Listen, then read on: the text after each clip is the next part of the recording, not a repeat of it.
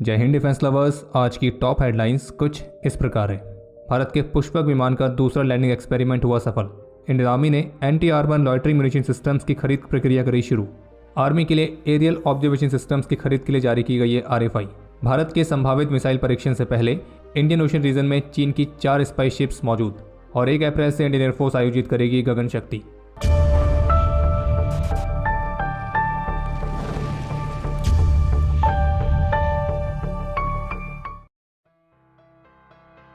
तो आज के अपडेट की शुरुआत करते हैं स्पेस सेक्टर में भारत की एक और उपलब्धि के साथ, और वो उपलब्धि यह है कि आज 22 मार्च को सुबह के 7:10 पर भारतीय स्पेस एजेंसी इसरो ने अपने रीयूजेबल लॉन्च व्हीकल के टेक्नोलॉजी डेमोन्स्ट्रेटर, जिसका नाम रखा गया है पुष्पक, तो इसके दूसरे लैंडिंग एक्सपेरिमेंट को सफलतापूर्वक कंडक्ट किया है। और आज का यह landing experiment aeronautical test range में कंडक्ट किया गया था। और इस रीयूजेबल लॉन्च व्हीकल का जो पहला वाला लैंडिंग मिशन था उसे पिछले साल ही पूरा किया गया है। बाकी आज के इस दूसरे परीक्षण में पुष्पक ने अपनी ऑटोमेटिक लैंडिंग कैपेबिलिटी को परफॉर्म किया, जिसमें इस लॉन्च व्हीकल को हेलीकॉप्टर से रिलीज किया गया था। और इसके एक्सपेरिमेंट में जो हेलीकॉप्टर इस्तेमाल हुआ है वो इंडियन एयरफोर्स का शिनूक हेलीकॉप्टर है। इसी हेलीकॉप्टर की मदद से इस पुष्पक को लिफ्ट किया गया और फिर करीब 4.5 किलोमीटर की ऊंचाई से इसे रिलीज किया गया।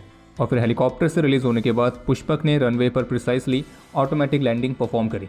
और इस मिशन में स्पेस से इस रीयूजेबल लॉन्च व्हीकल की वापसी वाली हाई स्पीड लैंडिंग कंडीशंस और अप्रोच को सिमुलेट किया गया। और इस दूसरे मिशन के साथ इसरो ने navigation, control systems, landing gear और डिसेलरेशन सिस्टम्स वाले क्षेत्र में स्वदेशी तौर पर विकसित की गई अपनी टेक्नोलॉजीज को रीवैलिडेट किया है, जो कि स्पेस से वापस आते हुए व्हीकल की हाई स्पीड ऑटोनॉमस लैंडिंग को परफॉर्म करने के लिए बेहद जरूरी है। और इसका जो पहला वाला एक्सपेरिमेंट कंडक्ट किया गया था तो उसके ऑब्जर्वेशंस के आधार पर इस रीयूजेबल लॉन्च व्हीकल के एयरफ्रेम स्ट्रक्चर, लैंडिंग गियर, तो इन सभी को और मजबूत किया गया। और जो ये रीयूजेबल लॉन्च व्हीकल्स वाली टेक्नोलॉजी है तो बता दें कि ये भविष्य में भारत के इंटरप्लैनेटरी मिशंस के लिए बेहद जरूरी है। इंडियन आर्मी ने अपनी मैकेनाइज्ड इन्फेंट्री के इस्तेमाल के लिए canister launched anti armour loitering munition systems की खरीद की प्रोसेस शुरू करी है। और जो एक canister launched anti armour loitering munition, short form में कह सकते हैं काम सिस्टम्स, तो इनकी जो खरीद है वो बाई इंडियन IDDM कैटेगरी के तहत की जाएगी। यानी कि इनमें कम से कम 60% तक का स्वदेशी कंटेंट शामिल रहेगा। और आर्मी को जिस तरह की लॉयटरिंग म्यूनिशंस की रिक्वायरमेंट है तो उनमें electric propulsion motor technology, battery technology, high explosive anti tank warhead technology और एयर फ्रेम टेक्नोलॉजी होनी चाहिए। और ये जो anti armour loitering munition systems हैं तो इन्हें मुख्य रूप से इंडियन आर्मी के T-72 और T-90 main battle tanks, BMP-2 armoured fighting vehicles, carrier mortar tracked vehicles और रिकॉनासेंस व्हीकल्स में इंटीग्रेट किया जाएगा। और शुरुआत में इंडियन आर्मी इस तरह की टोटल 180 सिस्टम्स को खरीदेगी, जो कि आर्मी की मैकेनाइज्ड इन्फेंट्री और आर्मर्ड यूनिट्स को remote control beyond visual line of site capability provide करेंगे। और इनकी मदद से दुश्मन के आर्मर्ड फाइटिंग व्हीकल्स को 15 किलोमीटर की दूरी से ही डिस्ट्रॉय किया जा सकेगा। और जबकि इसके अलावा इंडियन आर्मी के लिए एरियल ऑब्जर्वेशन सिस्टम्स की खरीद के लिए भी एक नई RFI जारी की गई है।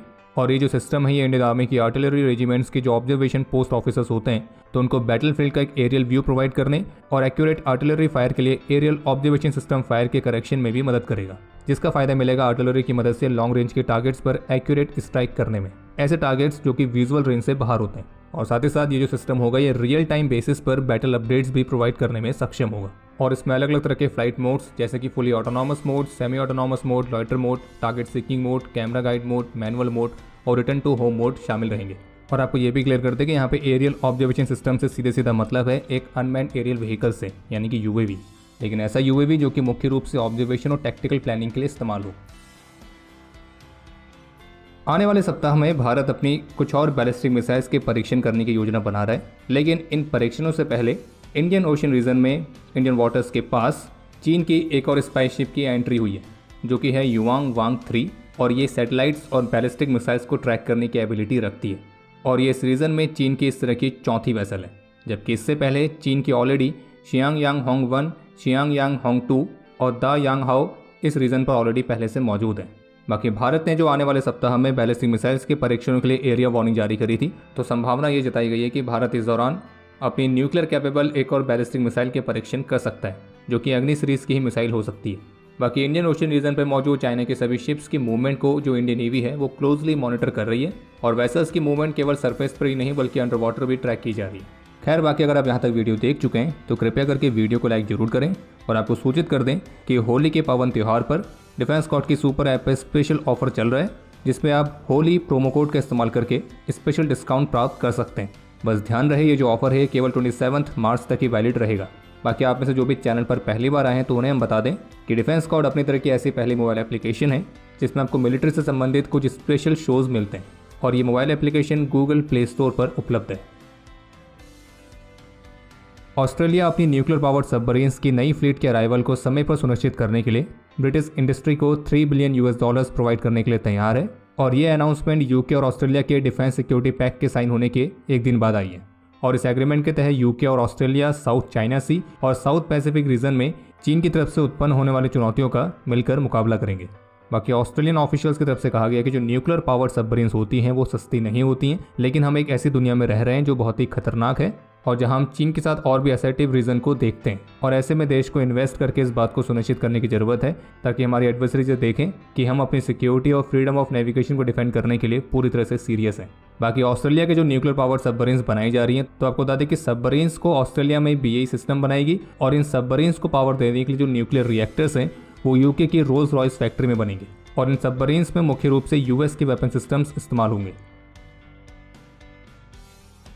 1 अप्रैल से इंडियन एयरफोर्स अपनी एक और मेजर एक्सरसाइज जिसका नाम है गगन शक्ति तो इसकी शुरुआत करेगी और ये जो एक्सरसाइज है इसे पोखरण फील्ड फायरिंग रेंजेस में 1 अप्रैल से 10 अप्रैल तक आयोजित किया जाएगा और ये इस वर्ष आयोजित की गई इंडियन एयरफोर्स की वायु शक्ति एक्सरसाइज के बाद दूसरी बड़ी एयर एक्सरसाइज है और इस दौरान Tejas, Rafale, Jaguar, Mirage 2000, MiG-29, transport aircraft ALS Dhruv, LCH Prachand और ऐसे ही बाकी के मिलिट्री इक्विपमेंट इस एक्सरसाइज का हिस्सा बनेंगे और इंडियन एयरफोर्स के फाइटर एयरक्राफ्ट और हेलीकॉप्टर्स इस एक्सरसाइज के हिस्से के तौर पर अलग अलग प्लेसेस से टेक ऑफ लेंगे और दुश्मन टारगेट्स को हिट करेंगे और ये exercise air support, network centring warfare, attack, counter attack और बाकी की विंग्स के साथ जॉइंट ऑपरेशंस पर आधारित रहेगी। और अब समय है आज के इतिहास का।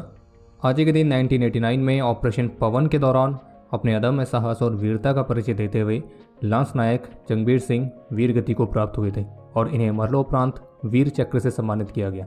और आपके लिए आज का प्रश्न यह है कि वायु शक्ति एक्सरसाइज का सबसे पहला एडिशन कौन से वर्ष में आयोजित किया गया था। और अब समय है आज के टॉप 3 कमेंट्स का जो ये रहे आपकी स्क्रीन पर।